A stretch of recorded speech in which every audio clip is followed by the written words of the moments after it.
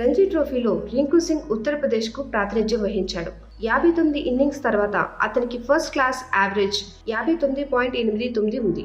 అలా తన అద్భుతమైన ప్రదర్శన చూసి ఆగస్టు 2023లో భారత జాతీయ జట్టుకు ఆహ్వానం సంపాదించింది. ఇండియా తరపున రింకు 15 టీ20ల్లో 89 సగటుతో 176.24 స్ట్రైక్ రేట్తో 356 పరుగులు చేశాడు. అతని అంతర్జాతీయ ప్రయాణం ప్రారంభ దశలో ఉన్నప్పటికీ అతని ప్రతిభ మరియు నిర్భయమైన విధానం ఇప్పటికే అభిమానుల దృష్టి ఆకర్షించింది.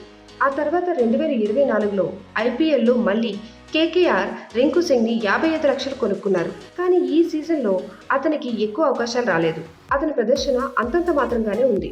దాంతో ఆ సంవత్సరం జరగనున్న టీ20 వరల్డ్ కప్లో అతన్ని రిజర్వ్ ప్లేయర్గా మాత్రమే ఎంపిక చేశారు. దీంతో రింకు సింగ్ చాలా కుంగిపోయాడు. కానీ రింకు బ్యాటింగ్ అద్భుతమైన బ్యాటింగ్ శైలిని సంపూర్ణ శక్తితో మిళితం చేస్తుంది.